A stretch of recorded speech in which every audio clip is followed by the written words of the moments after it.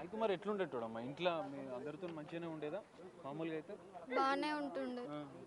వాళ్ళిద్దరికి నిన్న నైట్ గొడవ అయింది. గొడవ అవడం వల్ల నెక్స్ట్ డే అన్నయ్య ఇంటి నుంచి బయటికి వెళ్ళిండు, డాడీ కూడా ఇంటి నుంచి బయటికి వెళ్ళిండు.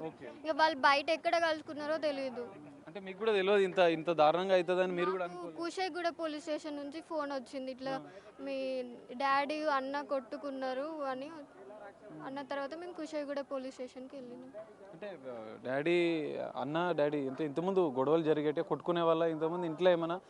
నార్మల్గా జరుగుతుండే, మళ్ళీ కలిసి ఉంటుండే, కానీ మరి ఇంత మామూలుగా ఉన్నప్పుడు మంచిగానే క్లోజ్గా ఉంటుండేనా డాడీ? అంటే మొగిలి కావచ్చు మీ అన్న సాయి కుమార్ కూడా మంచిగానే ఉంటుండే ఫ్యామిలీ అందరూ? బాగానే ఉంటుండే.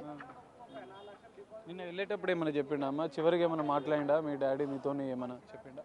ఏం లేదు, మమ్మల్ని అందరినీ చంపుతా అని చెప్పి పోయిండు. మమ్మీని అన్నయ్యని నన్ను చంపుతా అని చెప్పి పోయిండు. మీ డాడీ మిమ్మల్ని అంటే నిన్ను కూడా కొట్టేటోడా? గొడవ అయినప్పుడు ఏమైనా మమ్మీని కొట్టేటప్పుడు అడ్డుపోతే ఏమైనా మీ మీద కూడా? నన్ను ఎప్పుడు కొట్టలే కానీ తిట్టిండు ఈసారి. చివరిగా అన్న ఇంట్లో నుంచి బయటకు పోయేటప్పుడు మీకు ఏమని చెప్పిపోయిండు అసలు సాయి కుమార్?